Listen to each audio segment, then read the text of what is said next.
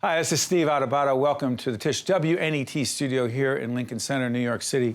It is our honor, our distinct honor, to welcome Arthur Mitchell, the founder of the Dance Theater of Harlem. Welcome, sir. Pleasure to be here. Glad to be here. It's great to have you. It started in 1968 or 9? 8, actually, and actually formally made the title in February the 11th, 1969. But I had already started doing everything in 68. There was a connection, as I read, between the assassination of Dr. King. The assassination of Dr. King in March of 68. Exactly right. What's the connection? Well, the thing is, the United States government had been sending me around the world. And I was scheduled to go to Brazil. And I was on the way to Idlewild at that time. And they announced on the Idlewild, radio, JFK. JFK, well, that's pre-JFK. Yes, I got it. I'm much older than I look. I'm 83 years old. You are not. Stop lying. This is public television. I'm 83 years old. What do you want me to do? I love it.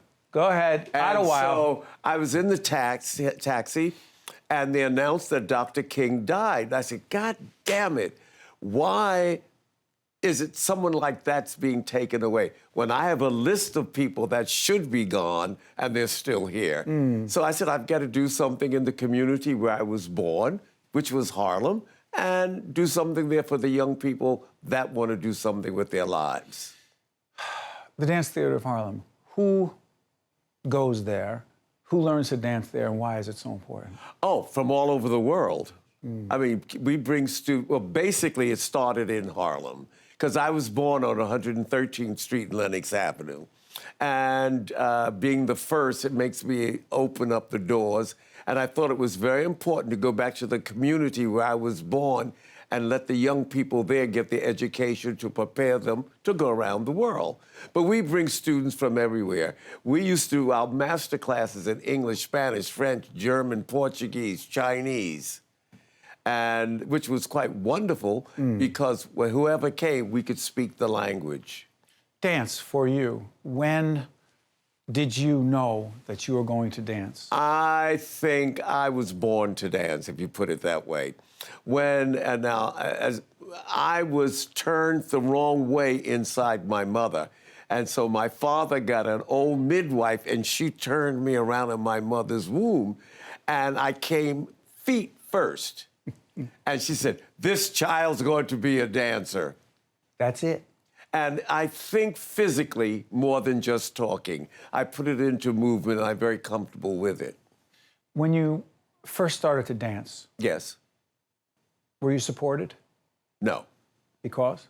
Because, again, you know, for a young African-American male to go into dance, it wasn't the thing to do. And now dance is much more popular throughout the world. I mean, everybody's dancing. But at that time, we had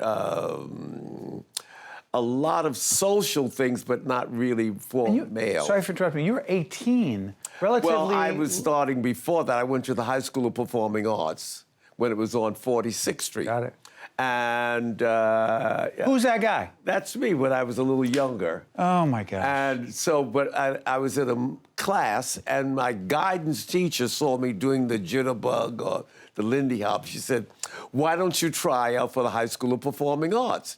I had no formal training, so I found an old vaudevillian by the name of Tom Nip.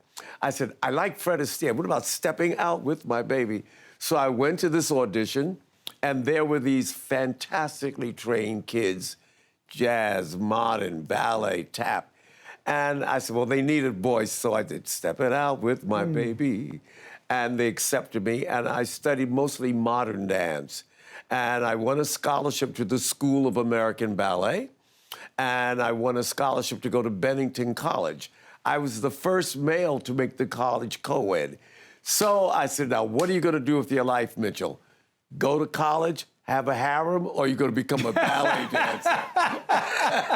So I decided to take the scholarship at the School of American Ballet. So where does the New York City Ballet come in? The School of American Ballet is the official school for New York City Ballet. Were you breaking ground there when you were there? Yeah. When I went to the school there, the only other African-American was Louis Johnson, and the other person was Chita Rivera. We were the only 3 people of color. What was it like? It never bothered me because I'm very determined. And so consequently, I found that if I want to do something, I have to become the best at it. I studied acting, singing, voice and diction, speech, music, everything, because I didn't know what I was going to do. And at that time, my goal was to do maybe Broadway or go to Hollywood. And so I did a couple of shows. I did Kiss Me, Kate. I did, I was Bobby How about Midsummer's Short's Night Dream? understudy. Midsummer's Night Dream? Midsummer Night's Dream was New York City Ballet. Okay, who were you playing there? Puck. I was the best Puck in town. When you look at pictures of you from a different time in your life, Yes. how quickly does it come back to you where you were? Because I could see it. I have almost total memory of past. And the experiences around it. Oh, yes, I'm very good at like 10 years from now, so yes, Steve Adubato. I did your show. You had on a blue suit and a blue tie. You'll be able to do. Where did you get that gift? I was born that way. I'm curious about this because I'm always fascinated by communicating to younger people about how hard one must have to work, and I'm sure my kids are tired of hearing of it. To what degree do you communicate to those coming up what it takes? Well, the thing is, I think it's because I had 5 brothers and sisters. My father left when I was 12 years old, and I became the father of the family. In Harlem. Huh? In Harlem. In Harlem, yes. And so consequently, that put me in charge, and I had 2, 3 jobs. I worked, and I was trying to dance, and there wasn't much money. Yeah. And so whenever I could work and get a job, I would do it, but I did everything. And there was a pimp who had his prostitutes, and so I used to do errands for the young ladies, and I would just sit there and I'd listen. And that's when I learned a lot about people. Is that part of where the Harlem Initiative comes from? The Harlem Initiative is now is the arts are an integral part of Harlem. Any place you go in the world, they all want to come to America, they want to come to New York, but they all want to come to Harlem. What is it? It's the magic. It's the magic. It's the things that, it brings the vibrancy and the life. The jazz, the singing, the acting, the Apollo. The dance.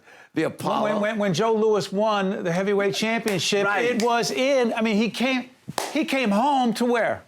Harlem. I mean, I remember seeing old footage of that thinking, Right. special.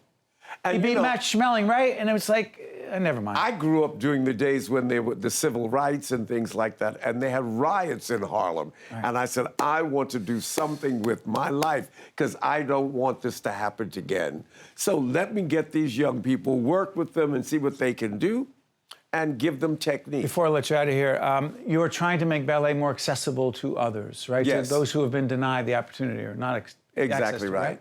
Never tell a young person what they can't do. Anything's possible. Exactly right. Arthur Mitchell, Mr. Arthur Mitchell is the founder of the Dance Theater of Harlem, who is just making a huge difference every day, and we thank you very much, sir. One-on-One with Steve Adubato has been a production of the Caucus Educational Corporation, celebrating over 25 years of broadcast excellence. This special edition of One-on-One with Steve Adubato is brought to you from the Tisch WNET studios at Lincoln Center. Funding has been provided by Wells Fargo, the Turl Fund, supporting Right from the Start NJ, the Nicholson Foundation, supporting Right from the Start NJ, NJM Insurance Group, Fedway Associates, Adler Aphasia Center, and by the Northward Center. Transportation provided by Airbrook Limousine, serving the metropolitan New York, New Jersey area.